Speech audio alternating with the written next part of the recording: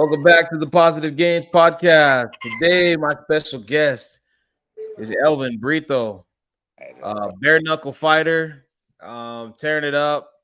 And I want to give a real quick shout out to Brandon. Brandon with High Def Detail. He's the one that made this happen. So shout out to you, Brandon. How are you? Great, man. I just this is the first interview that I've done since my last fight. I lost my last fight. I was really disappointed after the fight. I had so much crazy stuff happen before and after the fight, but especially my mouthpiece got knocked out. That was like, I said, I don't mean to complain about it. My mouthpiece malfunction. I was a new mouthpiece I never used before. I used the same mouthpiece for 10 fights, and as soon as I got punched, my tooth got knocked all the way back. And I got cut, and we headbutt, and I cut in the eye. This all happened in the first 30 seconds. So it was just that, I didn't have a coach there. I didn't have my corner like I'm used to. It was a bad night for me. And look, it really, what the biggest thing was, it was just, bare knuckle is a little different than boxing or MMA. And Right. I was saying that before the fight. That was my 11th fight. I'm going into my 12th fight. I'm still not done fighting. But it takes kind of, it takes a special kind of person to be in there, and me and despite having a cut in my eye, it could potentially stop my fight. A cut in the eye, and having my teeth dislocated within the first 30 seconds of the fight, I was still able to put on a great performance. 5 rounds of it was a great main event. We definitely showed that we were the best fighters in the room. My opponent was also in really good shape, and he was ready for the fight. It was a real good high level fight, despite all the things that could have went wrong and did go wrong. We still showed up, and then really and Jake Lindsay was dealing with a lot of stuff in there, so it just shows that bare knuckles, it's a different kind of sport. And every fight could be your last fight. That was my 11th fight. I'm coming into my 12th fight. I'm really looking to fight at the end of the year, and it's crazy because I got my tooth dislocated, this one. And at the end of the fight, when I asked the doctor, I'm like, what did I do? He's like, try to pop it back into place. Popped it back into place, and it's fine. I went to the doctor. He's like, oh, you're fine. So it's not going to, luckily I was mentally and physically prepared to go through that. Right. And we were still able to put on a great fight.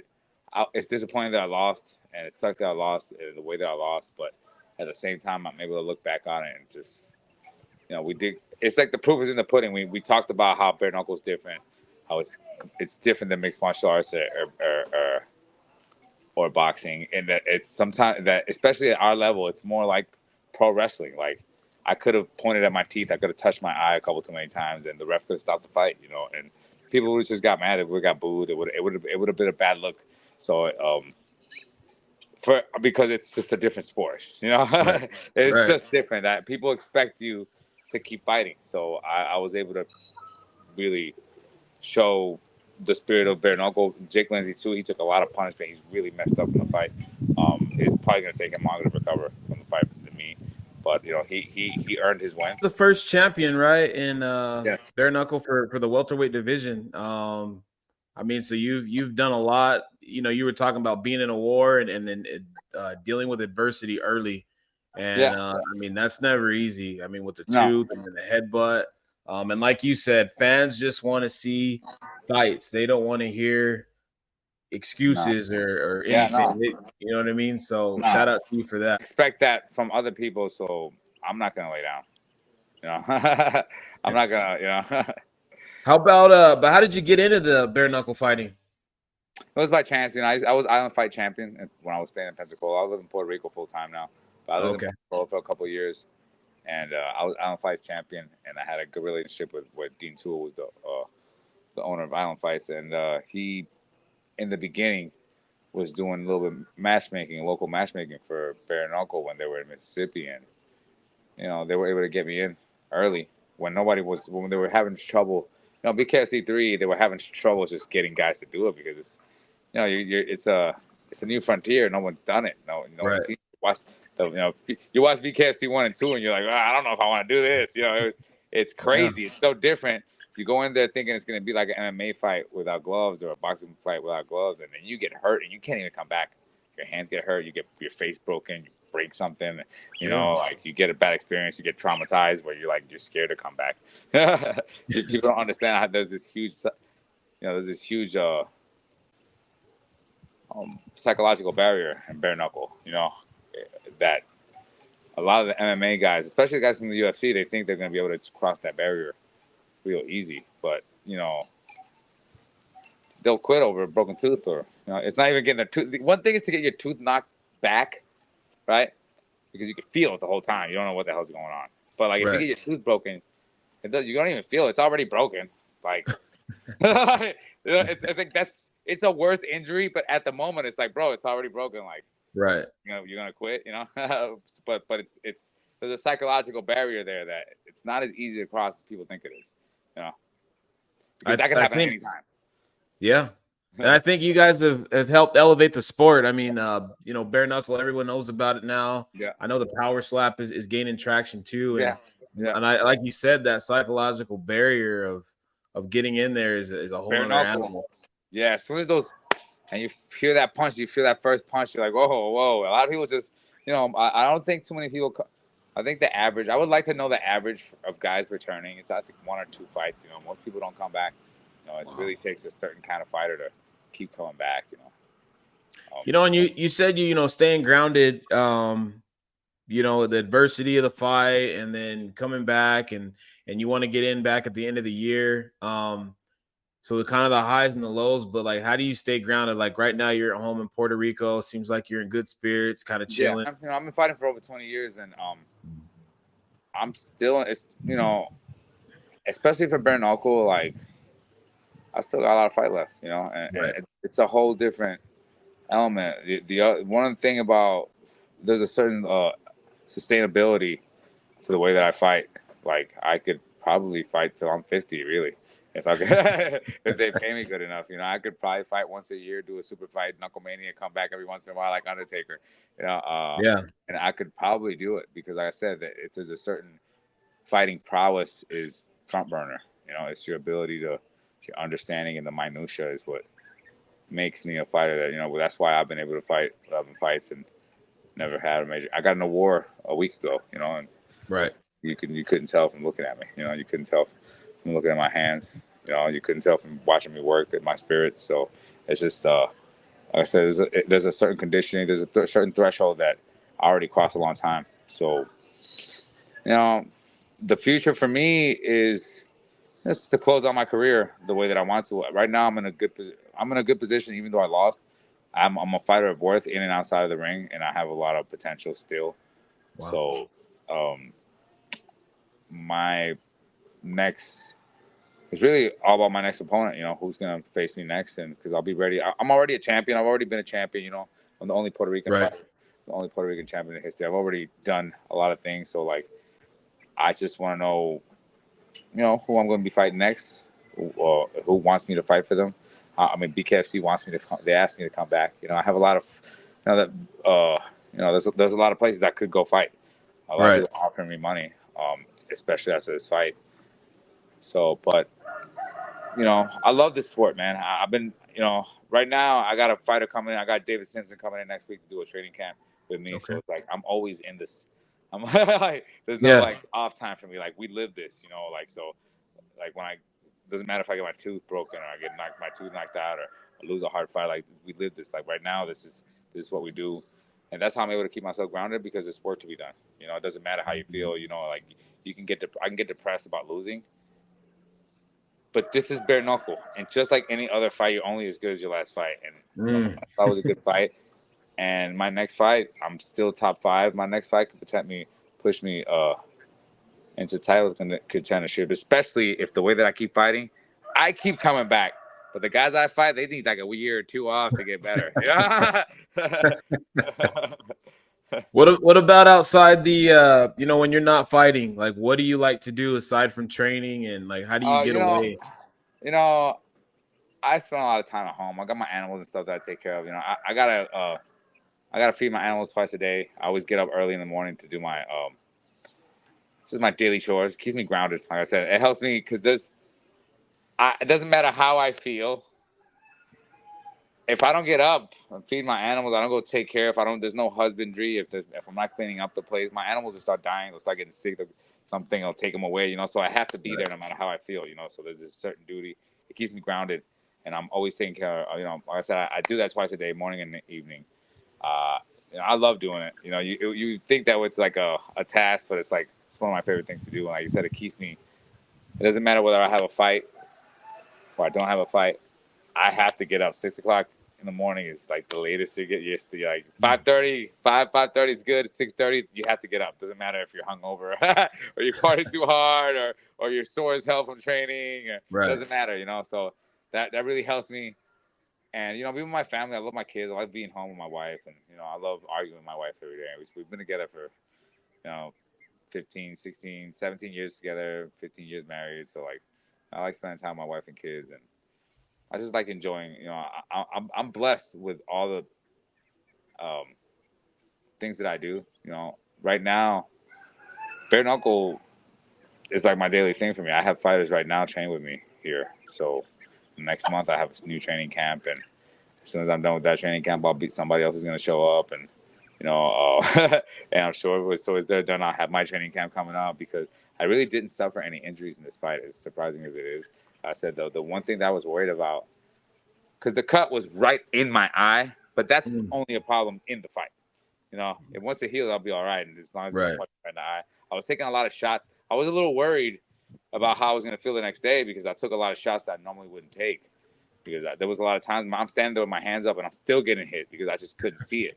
Yeah. So I was thinking I was going to be messed up, but I woke up the next day and I'm like, hey, hey, put me back up, bro. Put me back in. Let's go. You know. So that, and then I went to the doctor and he said, "You're good. You're clear." So I really have no excuse. I'm hoping BKFC doesn't have any excuses and they have a reason because I'm still a main event fighter. So like I'm ready to get back in there and you know put on another show with them. That's what we do.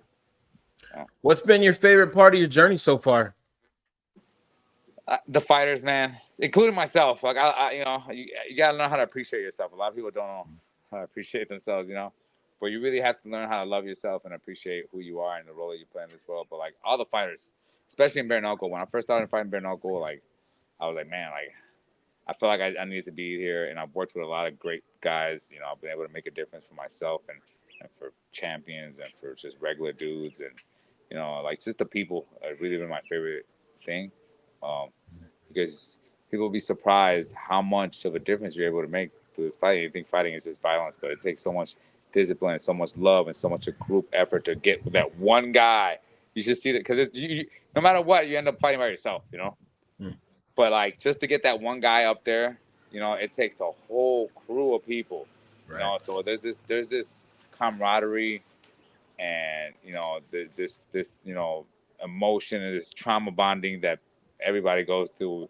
It's a special small group of people, and you always keep running it. Fighters, you think you know, there's a whole bunch of fighters, but really, I'm sure you know, you always run into the same fighters no matter where you go. I'll go to Russia and I'll run into the same guys. I'm like, oh, it's because it's like it really is a small group of guys and a special group of people, especially bare knuckle, especially at this level. You know, it's pretty awesome. That's definitely my favorite part. I've definitely been enjoying the journey. I got to do it all. I got to be the champion. I had the highs and lows, everything. You know, and I'm blessed that I get to get paid for what I love to do. Not many people can say that. Yeah.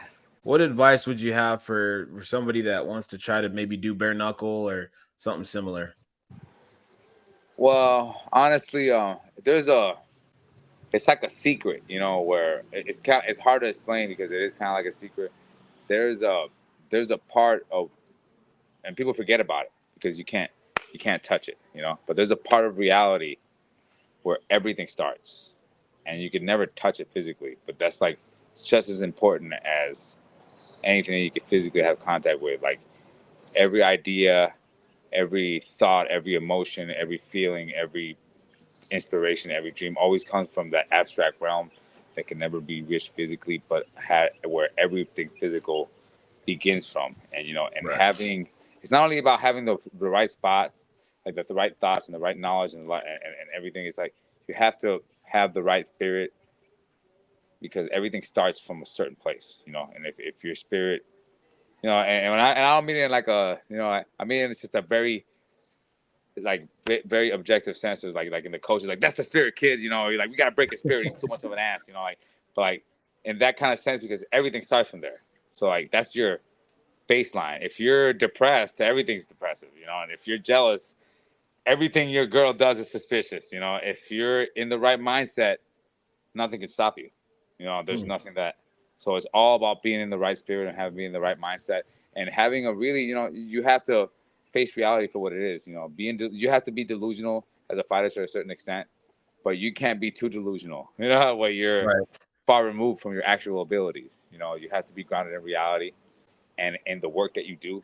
The confidence that I show when I fight is because I know how hard I work. You know, I understand the work that I put in and the mental effort that I put in. So it's all about how your mental state, you know, your spiritual sense, and where everything comes from. You have to keep yourself in the right place because that's where everything starts. Even though it's very hard to explain, like I said, it's an abstract thing. It's a very esoteric thing, but it's very real. Like that's where everything starts, you know. And that's one thing that people kind of overlook. But if you're not in the right mindset, if you're not in the right spiritual sense, nothing's gonna work out the way you think because you're not thinking right. No, you're right. Not even in fighting. I mean, that's life right there. Life lessons for Fight. I love fighting because fighting is like an allegory to fighting yeah. to life. You know, that's why everything is like an allegory, and fighting in itself is life itself is an allegory. But like fighting is an allegory to life too, and I love that about it. There's so many things that you can learn from it, and you could transition to it. That's why it's such a great wrestling, boxing, judo, jiu-jitsu is such a great thing to like just impregnate in young kids' minds early because it's a sense of discipline and understanding of yourself that's hard to achieve. You could it's just like in fight clubs. Like how much do you really know about yourself if you've never been punched in the face? You know, because Right. most people walk around with an inflated sense of self and a skewed perception of reality. Most people's perception of reality is actually far removed from reality itself. You know, and most people don't understand how far gone they're gone so far they don't even get it. You know, like Yeah. some people you can't even bring them back no more. You know, but like that's one thing that, like I said, the introspection and the understanding of yourself is huge. Right. It's a big deal in good times, especially in bad times. You know, Thanks for sharing because I ask everybody that what advice would they give yeah, and all of it's great, you know what I mean, but you're probably the first person to say that, you got to start with yourself and make yeah, sure you're right, within yourself and yeah. you're, Yeah. spiritually and everything. Oh So, yeah, like it's funny because I always tell I got three kid boys. I tell them, look, the world is bigger than you. It's more than just you, but you're the most important person in your world. You know, and your story, you're the most important person. Like you're responsible for the role you play. That's the right. only thing you have control over. There's so many things in the world you don't have control over. It doesn't matter how well it doesn't matter how well you're in shape. It doesn't matter how prepared you are. There's something that you have no control over, but you have your control over how you react to things. You know how you respond, and there's always for every action there's a reaction, and there's always a reciprocation, and you can get depressed after a loss. I've some of the worst days of my life have been losing, you know, but and I never like losing. I'm a winner. I hate losing, Hmm. and even though on record my record shows otherwise. Like that's probably the first time I've legitimately lost, and since Palomino Elvin Brito won, like that was years ago. Like you Yeah. could argue that when I lost the title, they kind of robbed me in front of everybody in Miami, and this one is the only one you could be like, okay, Elvin lost, but so it's a big deal to me. I could, but I was prepared to get screwed over in Miami. And even though that happened, I wasn't surprised. It sucks, but I was ready to go through it. And just like I'm gonna be ready to go through this fight. I'm still fighting. My next fight. You're only as good as your next fight. So it's like I said, there's a mental aspect that's real important, and you have to have real appreciation for who you are, understanding of who you are. Because if you don't got it, you don't got it. Some people Hmm. they're done. You know, I felt really bad after my last fight because everything went wrong. Not done, so like I have to fight, you know. So it's like I can see that, you know. But some people, you know, when I'm done, I'll be done. Right now, I'm not done, so it's like, you know, I'm ready to. I said I'm a fighter. I'm ready to move on to the next thing. I've been doing this for a long time. I've been blessed. Like I said, I've been doing this for over 20 years. It's been like 23 years now since I was an amateur at 16. Amateur MMA, pro MMA, pro bare knuckle. Now I'm like going into my 12th fight, and I just, you know, I still talk good. I still look good. I still hang out. You know, I still do good. It's like I can't, you know, I can't really complain. I can't complain. You know, I really can't. I'm enjoying myself, and I'm enjoying the ride. I'm enjoying the fights. I know I still have fights left, and I know I'm a champion, and I still have potential to regain a belt, a gold, because I have plenty of fight left in me. So Absolutely, you got the mental mindset behind you. yeah. Last thing I have is where are you at on social media? Bare knuckle bandito. Bare knuckle bandito. Yep. We'll make sure we put that in there. Everybody can follow you. Yeah. Elvin, I appreciate you being on, man. I like the positivity. Actually, I love it. I appreciate it, man. Thank you. Much blessings to you, and I hope to see you. Appreciate it. Yeah, I hope to see you back, man. You know, at the end of the year, you want to fight. Hopefully, they get you back on. After I win my next fight, we'll talk again, right? All right. I'll hold you to it. Yeah. All right, brother. I appreciate it. Thank you. All right, man. Take care. Yeah.